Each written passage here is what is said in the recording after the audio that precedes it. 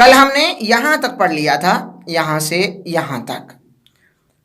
आज इंशाल्लाह हम यहां से आगे पढ़ेंगे। बहुत आसान है। अब यहां से आगे फा, फा ये क्या है? फा। इसकी शक्ल इससे मिलती जुलती है। यहां पर अगर गोल सा आप बना देंगे और नुक्ता लगा देंगे ऊपर तो ये फा हो जाएगा सेम।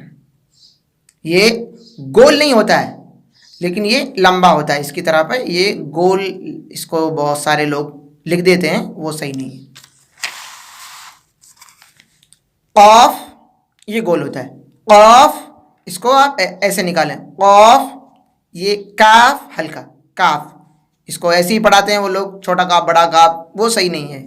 कॉफ काफ, लाम मीम नून वाव हा। एक हा आपने ये पढ़ी थी, हा, ये हा है हा, और ये हा, ये हा। तो दोनों के आवाज में फर्क है।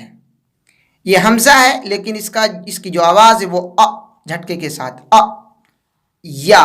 और ये वाली जो या है ये अरबी में नहीं है, लिख दी है लोगों ने, लेकिन ये अरबी में इस्तेमाल नहीं होती है। ये उर्दू की या है, यहाँ भी ये चल रही है। यहाँ तक 29 अल्फाज हो जाते हैं। मैं एक मरतबा आपको काउंट करके दिखा दूँ।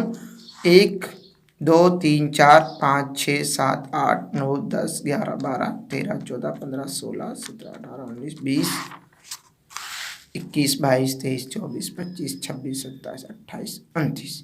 अरबी में 29 अल्फाज होते हैं। यहां से हमने ये दूसरा सबक पढ़ा था, यहां से बहुत आसान है। फा, फा, कॉफ काफ लाम मीम नून वाव हा अ या। एक बार फिर पढ़ लेते हैं। फा, कॉफ काफ लाम मीम नून वाव हा अ या। अब एक मरतबा हम पूरा सबक पढ़ेंगे, फिर हम आपको अगले सबक में सिखाएंगे कि ये अल्फाज का जो साउंड जो चेंज हो जाता है, आवाज़ जो अलग अलग इनकी बदल जाती है, वो कैसे बदलती है। आइए एक बार पढ़ते हैं पूरा सबक। बिस्मिल्लाहिर्रहमानिर्रहीम। अलिफ बा ता सा जीम हा खा दाल जाल रा ज़ा सीन शीन साद वाद ता ज़ा आइन गैन फा क़ाफ काफ लाम मीम नून वाव हा अ या। यहाँ पर जो ये लिखा हुआ है नुक्तों की पहचान, तो ये एक छोटी सी एक नीचे रेखा लाइन खींच रखी है, फिर नीचे एक नुक्ता। तो एक नुक्ता नीचे किस किस वर्ड के एक नुक्ता है, तो हम यहां से देखेंगे। एक नुक्ता बा इसके नीचे है। फिर हम देख लें यहां पूरे में कहीं एक नुक्ता नीचे नहीं है। यहां पर भी आपको कोई नुक्ता नीचे नहीं मिला। इसका मतलब क्या मालूम हुआ हमें कि ये नीचे नुक्ता सिर्फ एक शब्द के है, एक हर्फ के है, और वो है बा। अब दो नुक्ते ऊपर हैं, तो दो नुक्ते ऊपर को हम पहचाने। देखो ता के ऊपर दो नुक्ते हैं, ता। उसके बाद में दो नुक्ते आपको नहीं देख रहे हैं।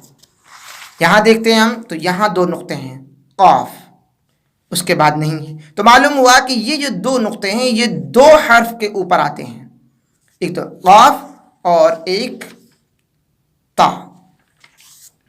उसके बाद में देखें यहां तीन नुक्ते हैं। अब तीन नुक्ते किस किस के ऊपर हैं?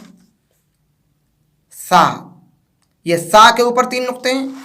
उसके बाद यहां शीन के ऊपर तीन नुक्ते हैं। उसके बाद में हम यूं पलटते हैं इसे, और यहां पर भी कोई तीन नुक्ते आपको नहीं मिल रहे। अब एक नुक्ता ऊपर, एक नुक्ता, तो एक नुक्ता ऊपर हम देखते हैं। अगर इसको हम ऊपर मान लें तो एक नुक्ता ये हो गया जीम, लेकिन ये बीच में है, इसको ऊपर ही मान लेते हैं जीम। और ये खा, एक नुक्ता, असल में ये हुआ जाल दो, जा तीन, ज़ 1 2 3 4, ज़ और गैन फा, तो 1 2 3 4 5 6 7। उसके बाद नहीं है कोई, बीच में वाला नून को हम छोड़ देते हैं और यहाँ पर भी कोई ऐसी पहचान नहीं है, लेकिन हम लगा लेते हैं कि दो बीच में आते हैं, एक जीम में और एक आपके नून में बीच में आता है। फिर ये दो नुक्ते नीचे लिखे हुए हैं, दो डॉट, ये किस हर्फ के आते हैं?